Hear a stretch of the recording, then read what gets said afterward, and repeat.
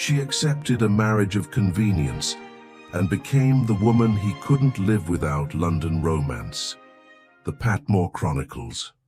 They say a lady of 38 was arranged as the solution to a gentleman's problem, and she accepted, not for love, but to save what remained of her inheritance. The gentleman in question? A duke who required a wife, but not a heart. The agreement was signed in haste, cold, calculated, almost indecent. Yet whispers suggest the new Duchess observes far more than she reveals, and understands more than she should. And some have begun to murmur perhaps the mistake was not hers, but his, for underestimating the woman he brought into his home. And you, would you accept a loveless marriage to protect everything you have left? Tom Patmore. Have you ever been told that your only value was what you could do for someone else, not what you knew, not who you were, only what you could do for them? Victoria Ashworth is 38 years old, and she is standing in her cousin's study on a Tuesday morning in October, wearing her second-best dress because her best one has a torn hem she cannot afford to repair. Christopher is reading aloud from a document. He is not asking her opinion. He has never asked her opinion. The terms are these. She will marry the Duke of Caldwell before Friday. She will manage his household, appear at his side during the season, and conduct herself in every public room as a devoted wife.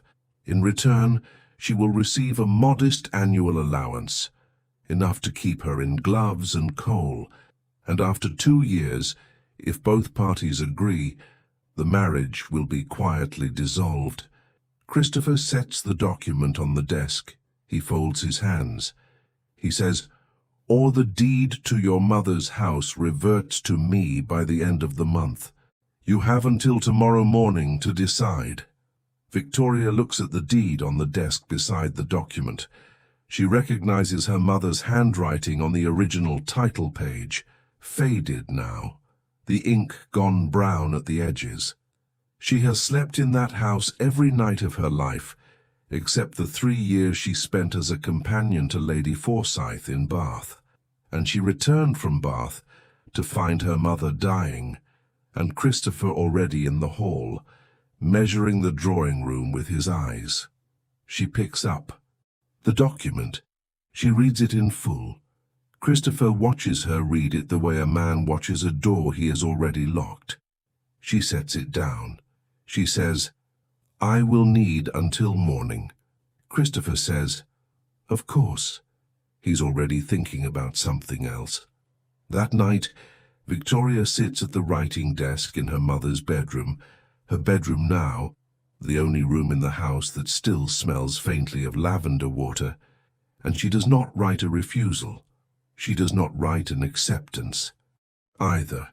She opens the small drawer on the left side of the desk where her mother kept stamps and sealing wax and a single folded piece of paper that Victoria has read so many times the crease has gone soft. It is a letter her mother wrote and never sent. It begins, "My dear girl, if you are reading this after I am gone, I want you to know that the house is yours." Victoria reads it once more. She closes the drawer. In the morning she accepts. The Duke of Caldwell's townhouse is on Grosvenor Square, and it is exactly what Victoria expected. Large, well-staffed, and entirely indifferent to her. The housekeeper, the parlour-maid who shows her to her rooms, moves quickly, as though she has been instructed to spend as little time in Victoria's company as possible. Victoria notes all of this. She sets her travelling case on the bed herself. Edgard receives her in the library at 4 o'clock. He is taller than she expected. She had seen him once at a distance, years ago, at a charity exhibition her father had dragged her to, and he has the particular stillness of a man who has learned that most rooms will eventually come to him if he waits long enough. He offers her tea. She accepts. He does not waste time. "I will be direct," he says. "Not what you had endured." Peel receives her at the door with the careful courtesy one extends to a guest whose length of stay has not yet been confirmed. The footmen do not meet her eyes. "I require a wife for the purposes of social credibility. My largest business partner, Hargreaves Cotton Mills in Manchester, has declined to sign our joint contract until I am a married man. He is old-fashioned. The contract is worth £40,000 over 3 years.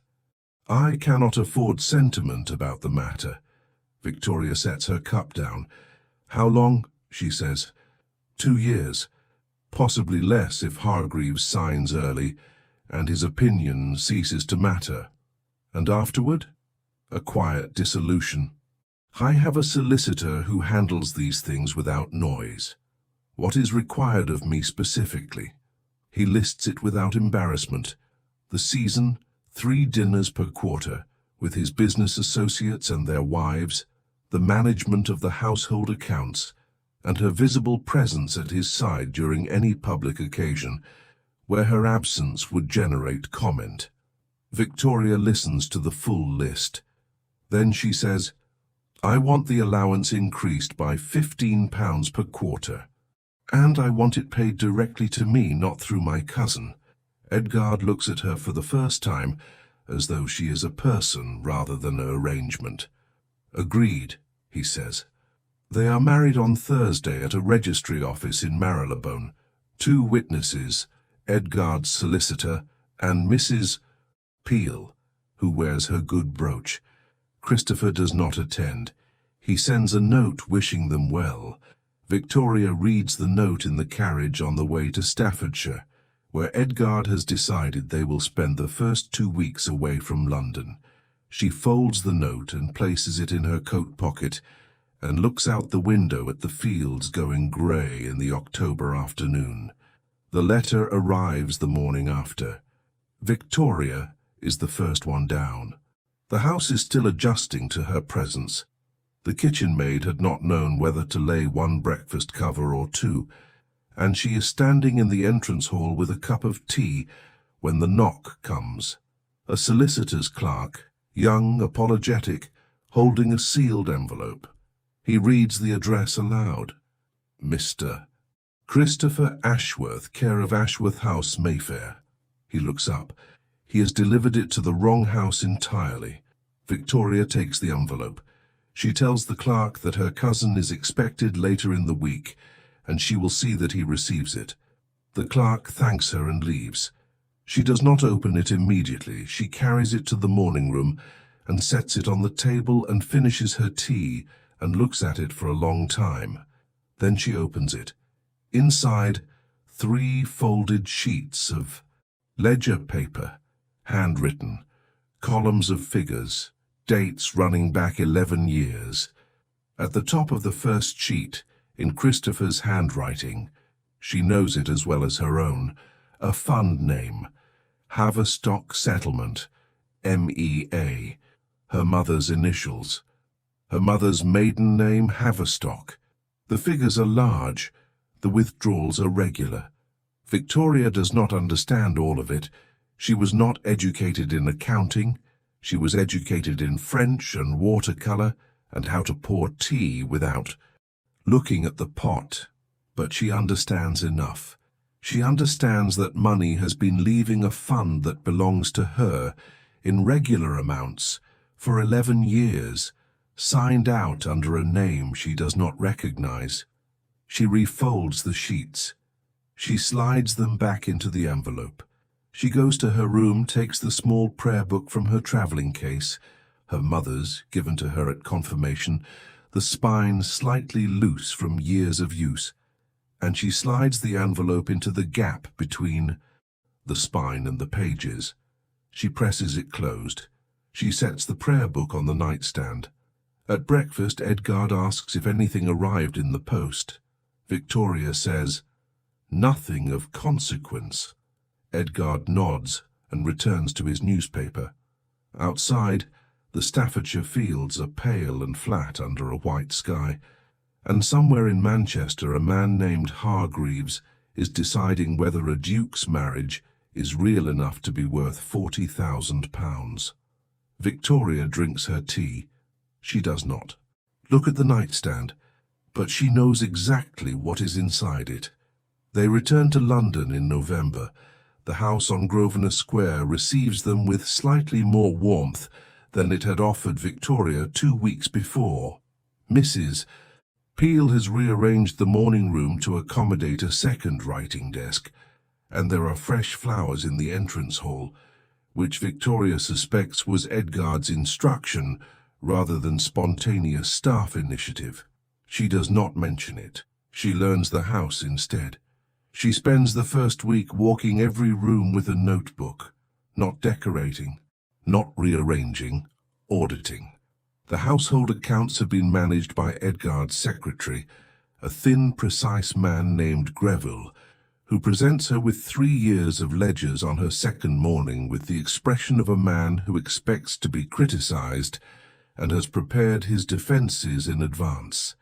Victoria spends 4 hours with the ledgers. She finds 2 recurring overcharges from the coal merchant, a wine account that has been rounded up by the same amount every quarter for 2 years, and a line item labelled sundries that has absorbed nearly £90 annually without any corresponding receipt. She marks each one in pencil. She thanks Greville and tells him she will have questions on Friday. Greville leaves looking slightly less certain of himself than when he arrived. Edgard notices. He does not say so directly. She is learning that he communicates most clearly through the things he does not say.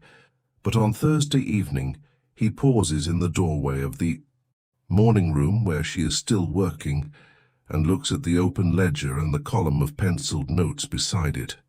"Greville came to see me," he says. "I expected he might," Victoria says. "He wanted to know whether you had the authority to question his accounts." "What did you tell him?" A pause. "I told him you had full authority over the household accounts and that any question you raised should be treated as a question from me." Victoria looks up. Edgard is already looking at something beyond the doorway, his expression neutral, his hands in his coat pockets. "Thank you," she says. "It is practical," he says. "It's not courtesy." He leaves. Victoria returns to the ledger. She allows herself exactly 4 seconds of something that is not quite satisfaction before she finds the next discrepancy. The first invitation is declined in the 2nd week of November. Mrs. Helena Forsyth Calder, no relation to Lady Forsyth of Bath, though Victoria had hoped otherwise, sends a note explaining that a previous engagement prevents her attendance at a small dinner she had verbally proposed to Victoria only 10 days before. The note is perfectly polite. It is also perfectly clear to anyone who has spent 38 years reading the social temperature of a room. Victoria sets it aside. The second comes 4 days later. Lady Almsworth's At Home, which Victoria had been verbally included in by the lady herself at a glove-maker's in Bond Street, sends no note at all. Victoria learns of her exclusion from a passing reference made by Edgard's aunt, who mentions the at-home over dinner, without realizing Victoria had expected to attend. Edgard's aunt catches herself and changes the subject. Victoria does not change her expression. She knows what this is. She has lived inside the mechanics of the ton long enough to recognize a campaign when it moves past her. Someone has been talking. The words would be kind on the surface. Poor creature, taken in, really. The Duke was generous to offer. She'll struggle with a household of that size. You know she had no income of her own. And beneath the kindness, the slow withdrawal of access. Not scandal. Scandal would be too visible, too risky. This is quieter. This is pity deployed as exclusion. She goes to see Christopher, not because she wants to. because she needs to understand what he has already said and to whom, before she can calculate what he is still planning to say. Christopher receives her in his Mayfair sitting room with the warmth of a man who is delighted by developments he himself has engineered. He asks about Staffordshire. He asks whether she has settled into Grosvenor Square. He asks with the particular gentleness of a surgeon touching a bruise, whether she has found the ton receptive. Moderately, Victoria says. These things take time, Christopher says. People are cautious about new arrangements, you understand. He uses the word arrangements with great care. Victoria drinks her tea. She asks about his health. She leaves after 30 minutes, having confirmed everything she needed to know and given him nothing in return. That evening she writes 3 letters. The first is to a Mrs. Celine Vanefield, a widow she had known slightly through her mother, who has lived on the edges of the Ton for 20 years and knows its geography better than anyone Victoria can currently reach. The second is to Edgard's aunt, thanking her for dinner and asking very simply whether she might advise Victoria on which charitable committees would most benefit from a duchess's involvement this winter. The third she does not send. She writes it, reads it, and burns it. It is addressed to Christopher, and it says everything she actually thinks. Edgard finds her in the morning room at 11 o'clock, when she should have been in bed an hour ago. He does not ask what she is doing. He sits down across from her, pours himself the last of the cold tea from the pot without comment, and opens the evening paper. They sit in silence for 20 minutes. It is, Victoria thinks, the most companionable silence she has experienced in 11 years. She does not say, "So?" She goes to bed. In the nightstand, the prayer book sits with its loose spine and its hidden envelope, and Victoria lies in the dark and thinks about 11 years of withdrawals and a fund named after her mother's maiden name and a cousin who smiles at her with the patience of a man who has already won. Not yet, she thinks. Not yet. The letter from Christopher's solicitor arrives on a Monday. Victoria is at breakfast when Greville brings it to her on a small silver tray with the expression of a man who does not know what it contains, but has correctly identified that it is not good news. She reads it twice. Then she sets it beside her plate and finishes her toast.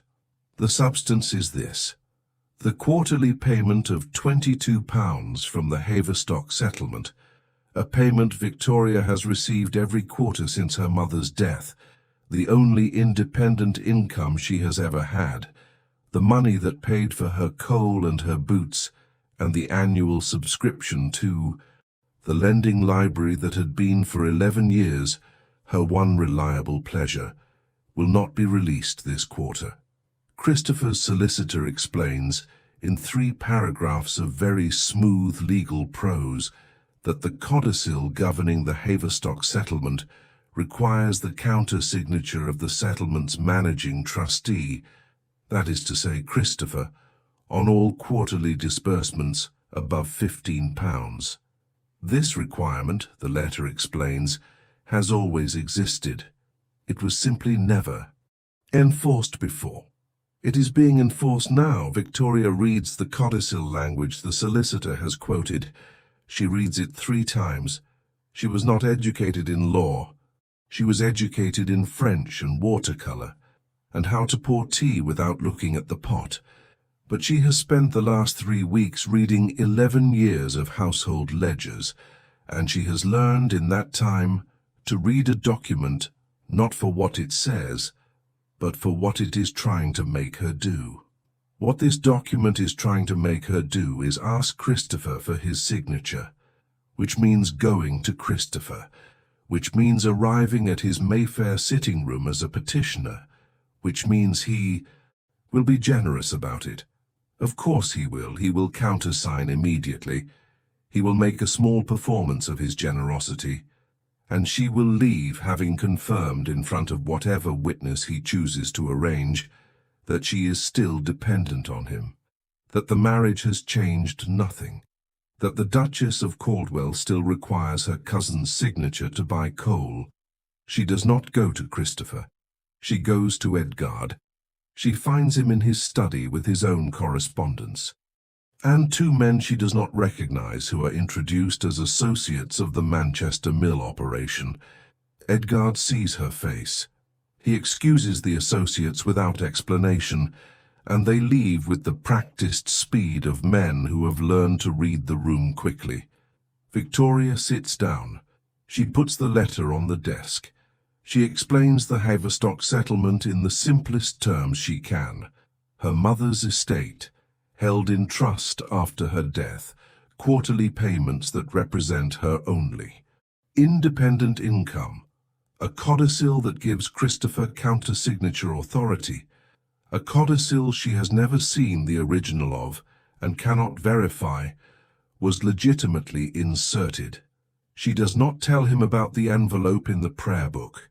She is not ready for that yet. She needs to know first whether he will handle this the way she needs it handled, which is quietly, legally, and without giving Christopher the satisfaction of seeing her ask for help through her husband, as though she has simply exchanged one set of male hands for another. Edgard listens without interrupting. This is, she has learned, one of his primary qualities. He does not interrupt. He does not finish sentences. He does not offer solutions before he has heard the full problem, which is rarer than it should be in a man of his position. When she finishes, he is quiet for a moment. Then he says, "What do you want me to do?" Not, "I will handle this." Not, "Leave it with me." Not, "My solicitor will write to his solicitor." "What do you want me to do?" Victoria looks at him. "I want your solicitor to request the original codicil documents from the trust," she says. "Not a copy, the original or a certified reproduction from the court that registered it. I want to know whether the counter-signature requirement was in the original instrument or added afterward." "You think it was added afterward?"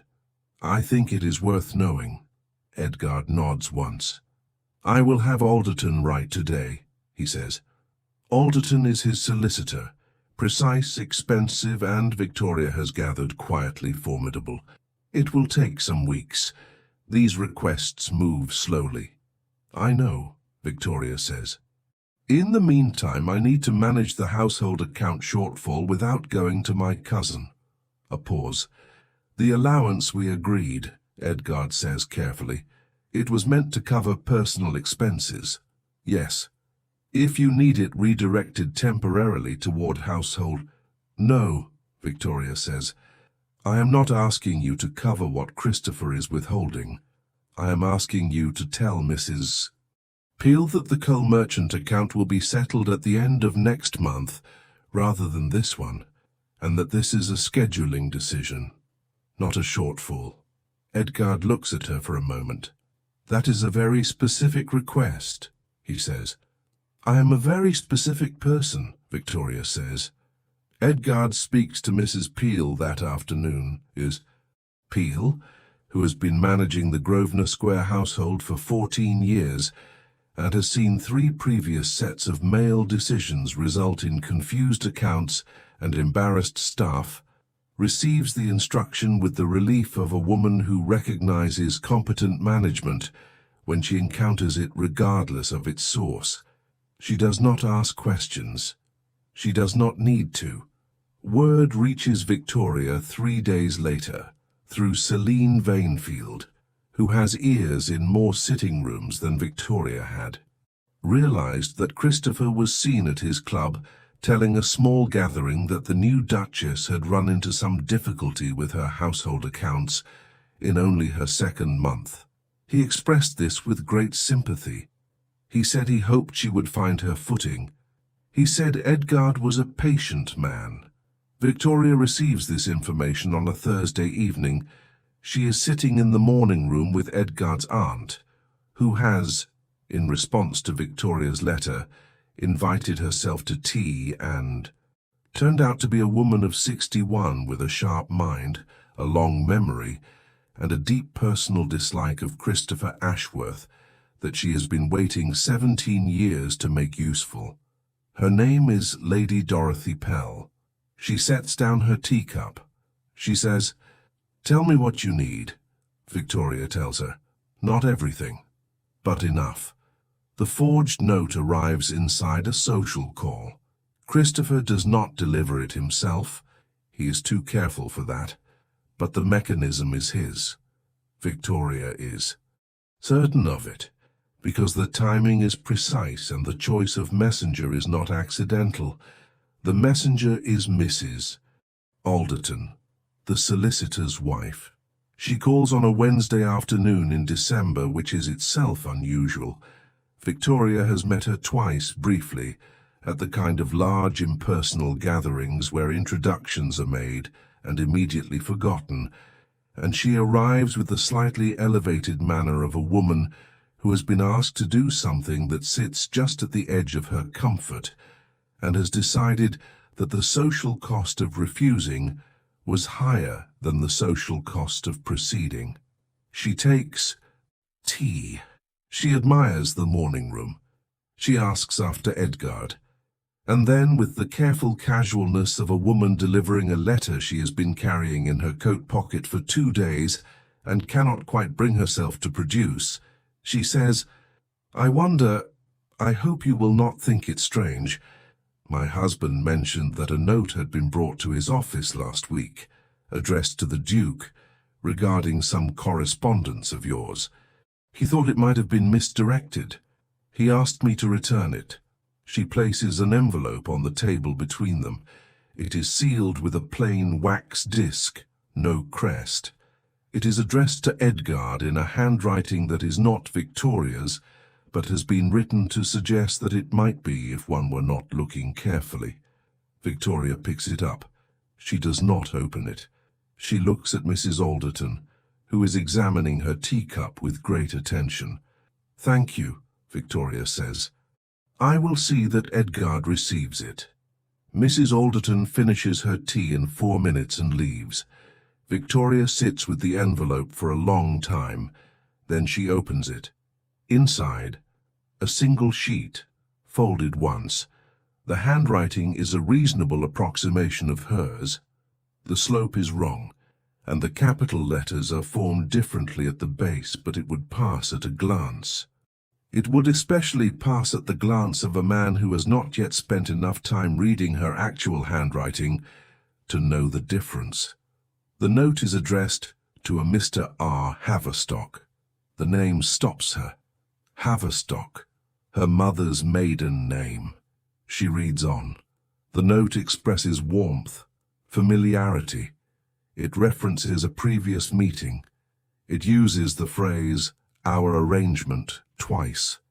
It mentions that certain difficulties at Grosvenor Square make a private meeting desirable. It is signed with her initial only, M. She reads it twice. She folds it. She puts it in her coat pocket. She goes to find Edgard. He is in the study. She places the note on his desk and tells him exactly how it arrived, who delivered it, and what she believes its purpose is. She does not perform distress. She does not explain herself before he has the chance to ask. She waits. Edgard reads the note. He reads it again. His face does not change in the way she has learned to watch for. He does not go cold, does not withdraw, does not produce the particular stillness that means he has made a decision he is not yet ready to announce. He says, "This is not your handwriting." "No," Victoria says. The capital H is formed at the base with a leftward hook. "I confirmed this when Alderton began pulling the trust documents." "You confirmed it," she says. "It seemed relevant to know the full picture of who held claims on the settlement." He sets the note down. He looks at her directly. "This is Christopher," he says. "Yes," Victoria says. He wants me to doubt you. Yes, he miscalculated. He usually does, Victoria says. With women he has decided are not worth studying carefully. Edgard should leave it there. He does leave it there in word. But in the days that follow, something shifts, not suspicion. Yours closes to the right. I have read your household notes for 2 months. Victoria looks at him. Also, he says, there is no R. Haverstock. Your mother's family has no male line remaining. Edgard does not doubt her. She is certain of that. But the note has introduced a new weight into the house, and Edgard carries it differently than she expected. He becomes more deliberate, more considered. He begins asking questions about the settlement that are slightly too careful, phrased as information gathering rather than accusation, but carrying a precision that suggests he is building a case in his own mind, checking her answers against something he has already concluded. He is not doubting her. He is protecting himself from the possibility of doubting her, which is not the same thing as trust. Victoria sees this and says nothing. She understands it. But in the meantime, he is careful in a way he was not careful before, and the warmth that had been building in the morning room over cold tea and household ledgers and 20 minutes of companionable silence has pulled back slightly, like a tide that has not gone out but has stopped coming in. She misses it with a precision that surprises her. Lady Dorothy comes for tea on a Thursday. She arrives, as she always does now, without sending a note in advance, which Victoria has decided to interpret as a sign of genuine comfort rather than social irregularity. She sits down, looks at Victoria's face and says, "What has he done now?" Victoria tells her about the note. Dorothy listens. She says, "And Edgard, he believes me," Victoria says. But he is being careful." Dorothy is quiet for a moment. Then she says, "Men who are careful are not the same as men who are cold." A man who has built £40,000 of business negotiation on his ability to read people correctly does not enjoy discovering that someone has attempted to manipulate that ability. He will recover. You understand the difference. "I understand it intellectually," Victoria says. "Then give him time to remember who you are," Dorothy says. "And in the meantime, give me Christopher's next move before he makes it. I have been waiting 17 years to be useful about that man, and I am not getting younger." That evening, Victoria takes the prayer book from the nightstand. She does not open it. She holds it in both hands and thinks about the ledger sheets inside it. 11 years of withdrawals, a fund name in her mother's initials, a handwriting she knows as well as her own. She thinks about the forged note sitting in Edgard's desk drawer. She thinks about a man named Haverstock who does not exist. She thinks about her cousin who chose that name deliberately, who wanted her to feel the reach of his knowledge, that he knows her mother's history, her family's name, the particular texture of her vulnerability, and who used it not as a weapon, but as a demonstration. "I know everything about you," the forged note says beneath its false warmth, "and I can make it mean whatever I need it to mean." Victoria opens the prayer book. The envelope is still there, pressed into the spine, the ledger sheets inside undisturbed. She takes out the first sheet. She has been reading it in pieces, slowly, over 2 months, cross-referencing what she understands against what Dorothy has quietly explained to her about trust law and codicil instruments and the specific legal geography of a settlement registered before a woman's death. She understands most of it now. She understands enough.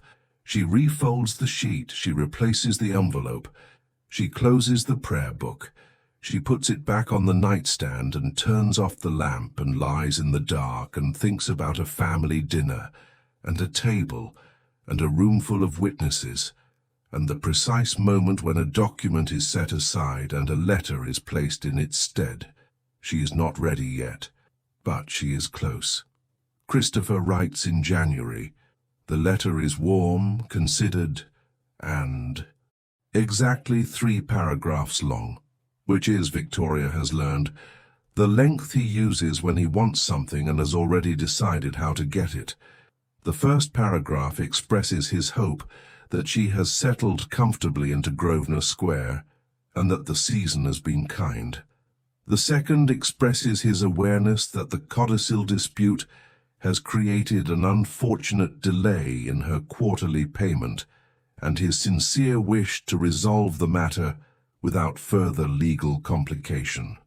The third suggests that a family visit to the Staffordshire estate, informal, brief, a long weekend at most, might provide the ideal setting to sign the necessary paperwork and put the entire matter to rest quietly as family. He signs it. Your affectionate cousin, Christopher. Victoria reads it at the breakfast table. She sets it beside her plate. She looks out the window at the January garden, which is bare and grey, and entirely honest about what it is. Then she looks at Edgard. Christopher wants to come to Staffordshire, she says. He says he wants to resolve the codicil dispute. Edgard looks up from his newspaper. Does he? He says. It is not a question. He wants to bring paperwork, Victoria says. I expect the paperwork will not be what he describes it as.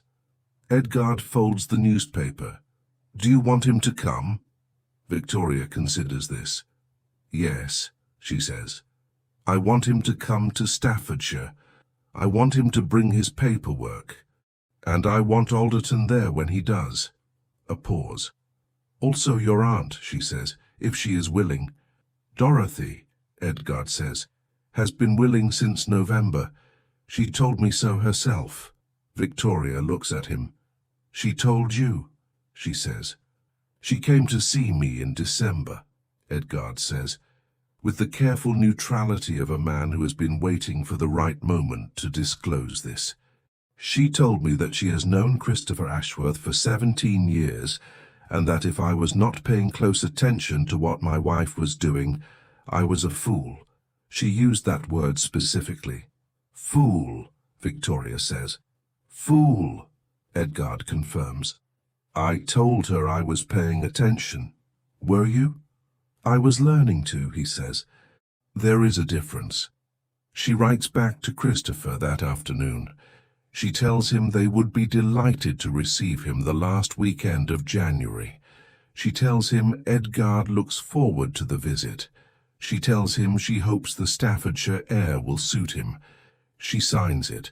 Your affectionate cousin, Victoria.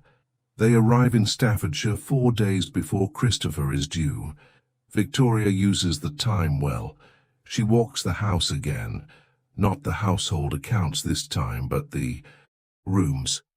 The dining room with its long mahogany table that seats 14, and its 3 tall windows that let in the winter light from the east.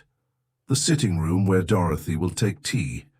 The small library where Alderton will wait until he is needed.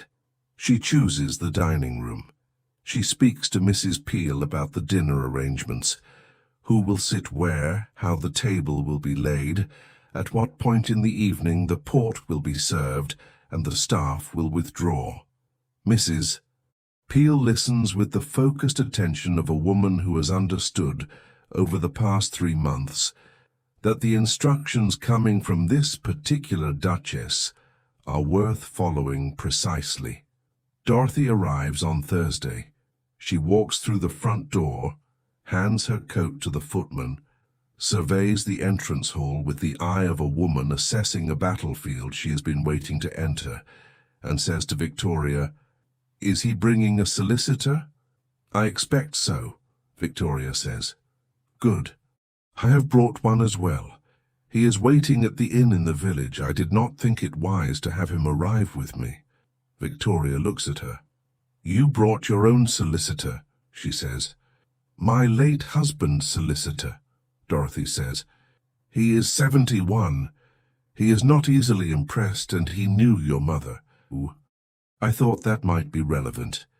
Alderton arrives Friday morning. Victoria meets with him for 2 hours in the library. She tells him what she has. She places the prayer book on the table between them, and opens the spine, and removes the envelope, and unfolds the 3 ledger sheets and lays them flat on the table in order, first sheet to last. Alderton reads them without speaking. When he finishes, he goes back to the first sheet and reads it again. Then he says, "Where did you get these?" Victoria tells him about the misdelivered letter. The morning after the wedding, the solicitor's clerk who had the wrong address. Alderton is quiet for a moment. "These figures," he says, "correspond almost exactly to the discrepancies I found when I pulled the original settlement documents from the court registry." Victoria looks at him. "You found discrepancies," she says. "The codicil requiring Christopher's counter-signature was added 14 months after the settlement was registered," Alderton says. "The addition was filed by a junior clerk at a small firm in Cheapside that closed 2 years ago. The senior partner of that firm has since died. The clerk cannot be located." He taps the first ledger sheet.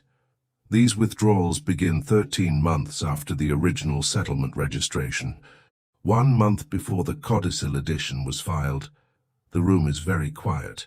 "He added the codicil to cover the withdrawals he had already begun," Victoria says. "That is what these documents suggest," Alderton says carefully. "A court would require further verification. But as a preliminary picture, it is clear enough," Victoria says. "It is clear enough," Alderton agrees. She does not tell Edgard the full contents of what Alderton said. Not yet. She tells him, "Alderton has found what I expected him to find. When Christopher presents his document tomorrow evening, I will need you to let me speak first." Edgard looks at her. "How long will you need?" "Not long," Victoria says. "I know what I'm going to say. Do you need anything from me?" She thinks about this. "Stay in the room," she says. "That is all. Whatever Christopher says, whatever he implies, stay in the room and let me finish." Edgard is quiet for a moment.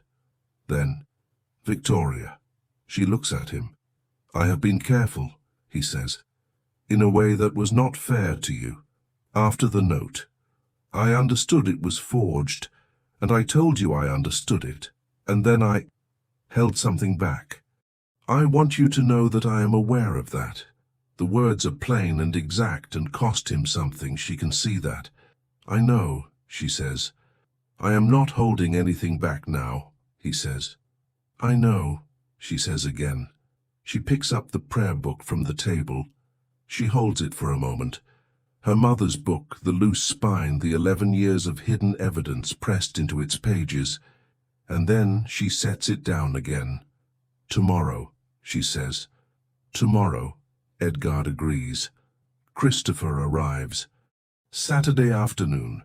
He brings his solicitor, a solid, pink-faced man named Greer who carries a leather document case and says very little, and a small valise, and the particular expansive warmth of a man who believes he is about to win. He admires the house. He compliments the staff. He tells Edgard that Staffordshire suits him, and that he is glad the family has had this chance to come together. He tells Victoria, privately, in the hall before dinner, that he is sorry the codicil matter has dragged on, and that he hopes the paperwork this evening will put it all behind them.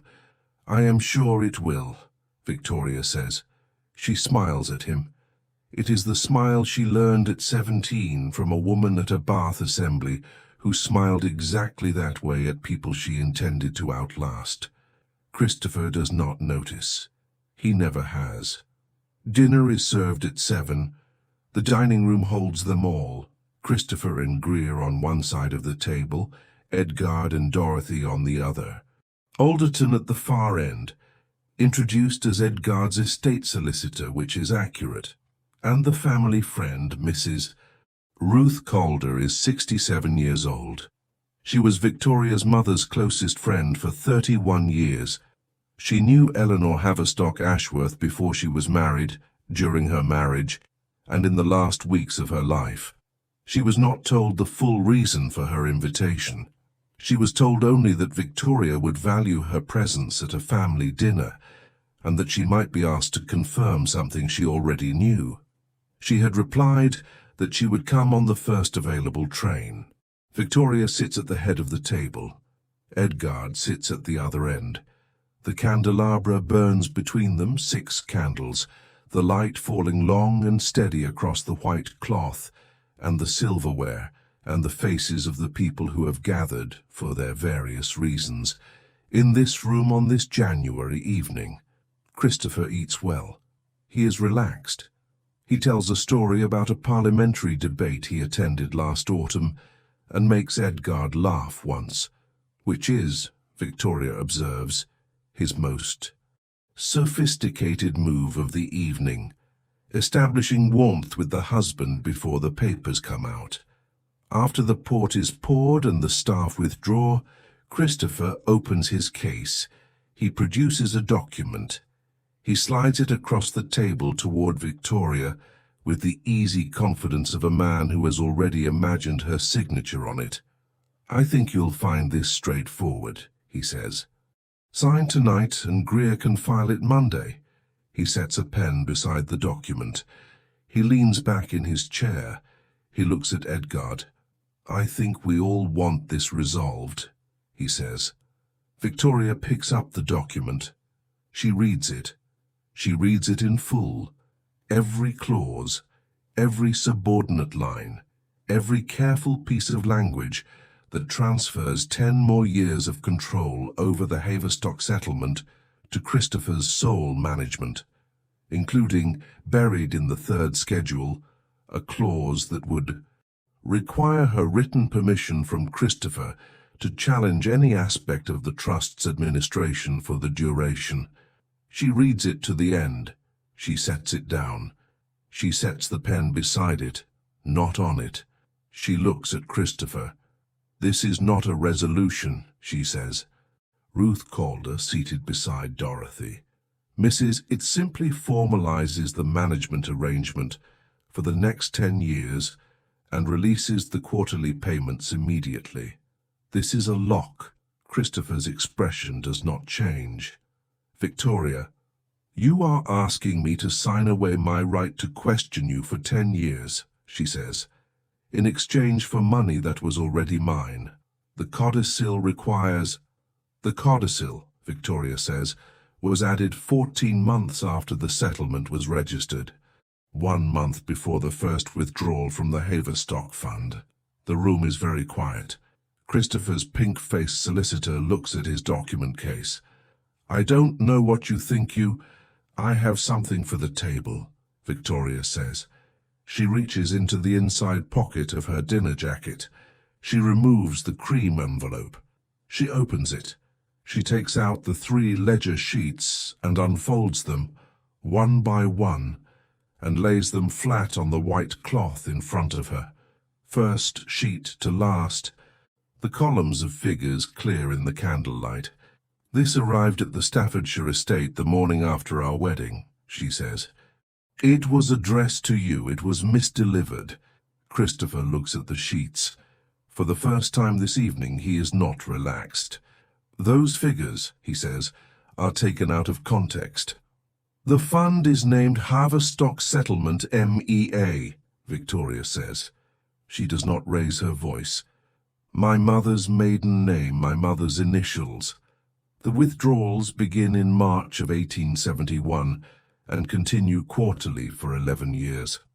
The amounts correspond precisely to the discrepancies Alderton found when he pulled the original settlement documents from the court registry last month.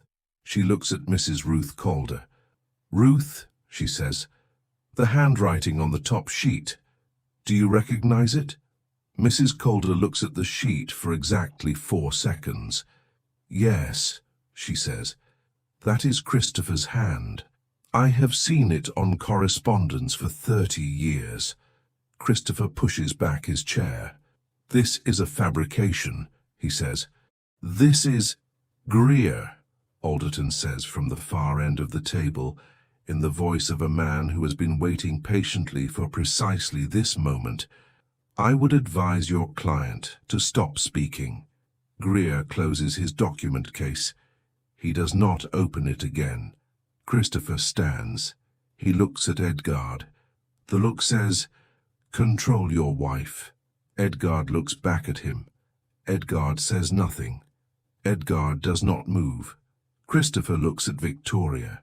She is sitting at the head of the table with her hands flat on the white cloth on either side of the ledger sheets, the same posture she had held in his study in October, standing before the terms of her sale, except that she is sitting now, and the table is hers, and the document he brought is unsigned, and the only paper that matters in this room is the one she put there herself.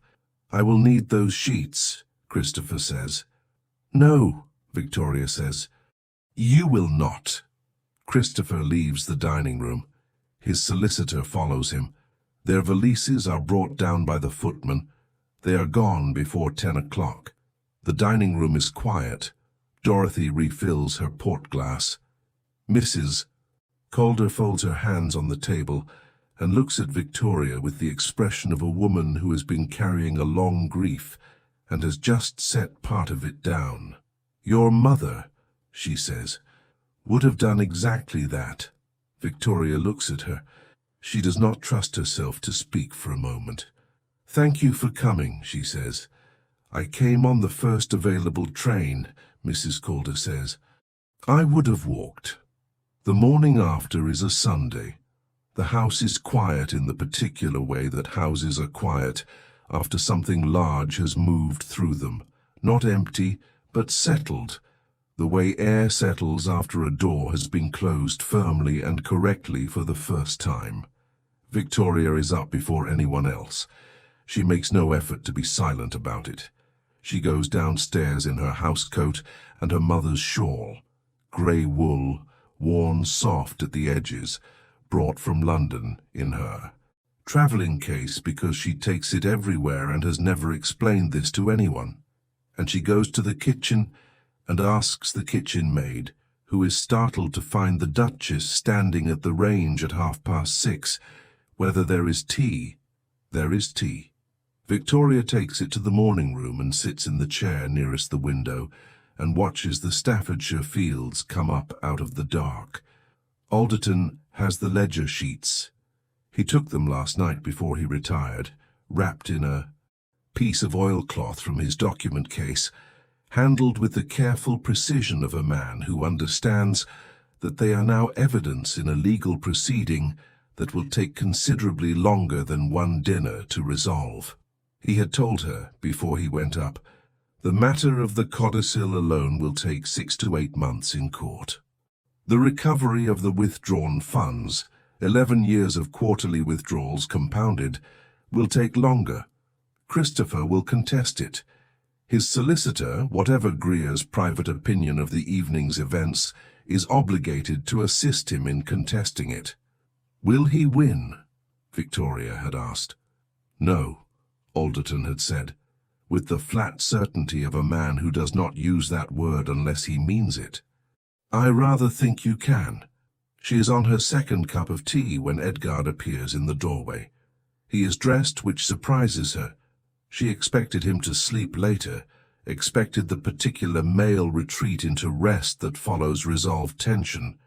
But he is dressed and carrying his own cup, and he looks at her in the grey morning light with the expression she has been watching develop across 4 months, the one that is not warmth exactly, but is the honest precursor to it, the one that does not perform anything. May I sit down, he says. It is your house, Victoria says. It is our house, he says. For the present. She looks at him. For the present, she repeats. He sits down across from her. He wraps both hands around his cup the way people do when they are about to say something they have been composing for longer than the conversation warrants. "The 2-year arrangement," he says. "Yes," Victoria says. "I would like to discuss revising it. The fields outside are going from grey to pale gold as the sun finds the horizon." Victoria watches this happen. "On what terms?" she says. "On the terms that it was designed as a business arrangement," Edgard says, "and has become something I did not design and cannot currently account for in business language, and I find I do not want to." Victoria is quiet. "That is not very specific," she says. "No," he agrees, "but he will make it slow." "I can be slow," Victoria had said. Alderton had looked at her over his spectacles. "Yes," he had said, "I am better with specifics in writing. But I did not want to put this in a letter because I was not certain you would believe a letter, and I thought you deserved to hear it said in a room." She looks at him now. He meets her eyes without the carefulness that had lived in him since the forged note. That protective distance she had understood and resented in equal measure. And what is there instead is something simpler and considerably more exposed. "I remember your father," he says. "I remember a dinner in 1861, a parliamentary committee supper, and a girl of 17 who corrected a barrister's Latin and then apologized for it, and the barrister accepted the correction, and the apology was unnecessary, and I thought at the time that it was a shame she had been taught to apologize for being right." Victoria is very still. "I did not know that was you," he says, "until Dorothy told me in December. She told me who your father was, and I did the arithmetic, and then I sat in my study for a while thinking about it." "What did you think?" Victoria says. "I thought it was strange," he says, "that the same woman had been handed to me like a ledger entry and was currently auditing my household accounts and hiding evidence in a prayer book and outmaneuvering a man who has been stealing from her for 11 years, and that I had been within 10 feet of her in 1861 and had never managed to be in the same room again until Christopher arranged it for his own reasons." He sets down his cup. "I am grateful to Christopher for very few things," he says. "That is one of them." Victoria looks at the window. The fields are gold now, properly gold, the winter light finding the frost on the grass and making something briefly beautiful out of what will be grey again by afternoon. She thinks about October, the registry office in Marylebone, the 2 witnesses, the drive to Staffordshire with Christopher's note in her pocket. She thinks about the forged note and the careful distance and the way he had said, "What do you want me to do?" when he could have said, "Leave it with me." She thinks about her mother's prayer book and the loose spine and 11 years of evidence hidden in 50 pages of grace. She thinks about a dining room table and a woman who came on the first available train. She thinks about what Alderton said. It will be slow. She can be slow. She has been slow for 38 years. She is very good at it. The arrangement, she says, was for 2 years. "Yes," Edgard says. "We are 4 months in." "Yes. You are proposing to revise the terms." "I am proposing," he says carefully, "to remove the dissolution clause." She thinks about the morning room and the cold tea and 20 minutes of silence that had felt inexplicably like being known, and to replace it with nothing, which is to say, to leave it open, with no fixed endpoint and no predetermined outcome, and whatever comes next arriving on its own terms, rather than on a schedule we invented in a library in October because we did not yet know each other. Victoria is quiet for a long moment. "That is a considerable revision," she says. "It is," he agrees. "You understand," she says, "that the tongue knows, that it will be whispered, That there will always be people in every drawing room who know this began as a contract. Yes, he says, that does not trouble you. People have whispered about me since I was 24 and refused to sell the Staffordshire mill to my uncle, Edgard says. I have found that whispers are loudest in rooms I was not enjoying myself in anyway. Victoria looks at him. She is 38 years old. She has spent 11 of those years watching money leave a fund that bore her mother's name, while a man she was required to call family smiled at her across dinner tables and called her my dear cousin, and meant nothing by it except that she was useful and controllable and unlikely to cause him trouble. She has spent 4 months in a house that was not hers, managing accounts that were not hers, performing a marriage that was not designed to be real, and somewhere in those 4 months, between the cold tea and the ledger discrepancies, and the morning room at 11 o'clock, and the steady refusal to say leave it with me, it had become something she did not have a clean word for. She is not naive about what it cost. She knows what she has given. The performance, the patience, the months of careful movement through a house that watched her sideways, and a society that pitied her quietly, and a cousin who underestimated her consistently, and a husband who had been careful when he should have been trusting, and who has, this morning, said so plainly and without excuse. She knows what she has won. The house will come back. Alderton is certain of it. She will own for the first time in her life the deed to the house where her mother's writing desk still stands in the upstairs bedroom that smells of lavender water. She will be the Duchess of Caldwell in every drawing room that dropped her from its visiting lists, and they will reinstate her, and they will be gracious about it, and she will be gracious in return, because she has always known that graciousness is not weakness, but a form of precision, the art of winning without, making your opponent understand immediately that they have lost. And she will carry for the rest of her life the word arrangement. It will follow her. It is the price. She knew the price in October, and she knows it now, and she has decided, somewhere between the first cup of tea and this particular angle of winter light on frost-covered grass, that she is willing to pay it, not because she has to, because she is choosing to. That is the difference. That is, she thinks, the only difference that has ever mattered. She looks at Edgard. Remove the dissolution clause, she says. He is very still. Yes, she says.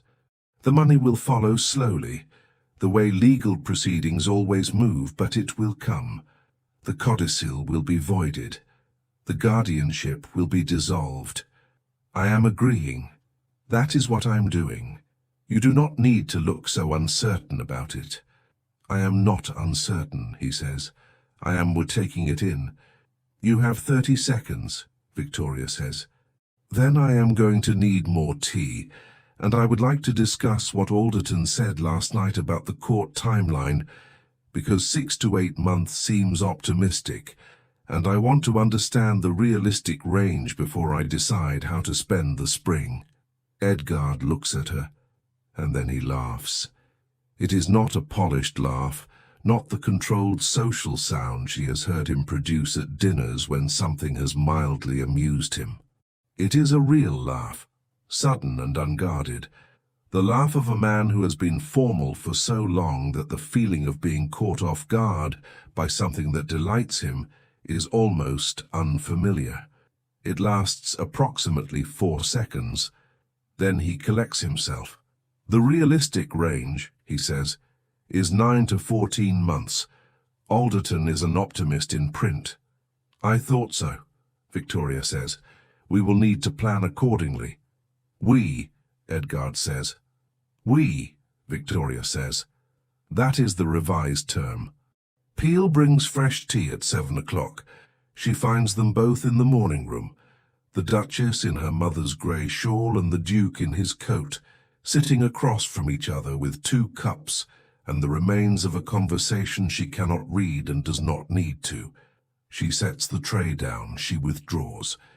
In the kitchen, she tells the kitchen maid that breakfast should be ready by 8:30, and that the household is staying in Staffordshire through February, and that there will be rather a lot to organise. The kitchen maid asks why they are staying longer. Mrs. Peel says, because the Duchess has decided to.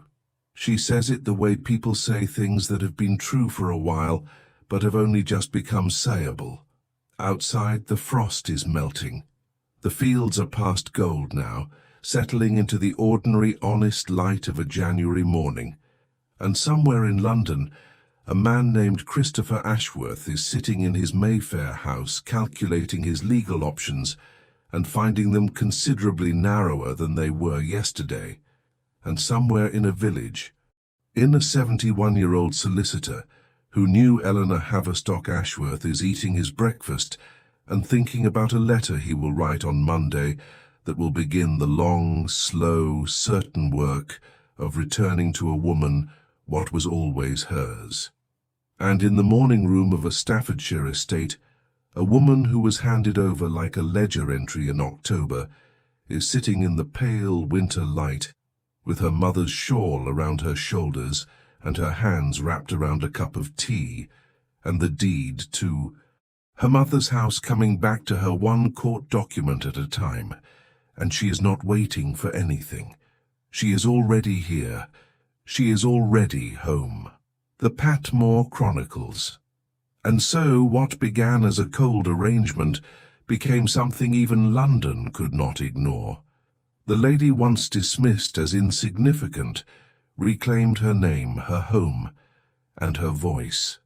As for the man who sought to control her, it is said he now faces consequences no fortune can erase. And the Duke? You proposed it. I have accepted it. I suggest we proceed. Mrs. Some claim he gained exactly what he wanted, only to lose any chance of pretending he did not need her. For there are victories that cannot be written into contracts, but are earned through the quiet courage of those who refuse to remain unseen. Tom Patmore. If this story moved you, don't forget to like, subscribe, and turn on the bell for more unforgettable romances.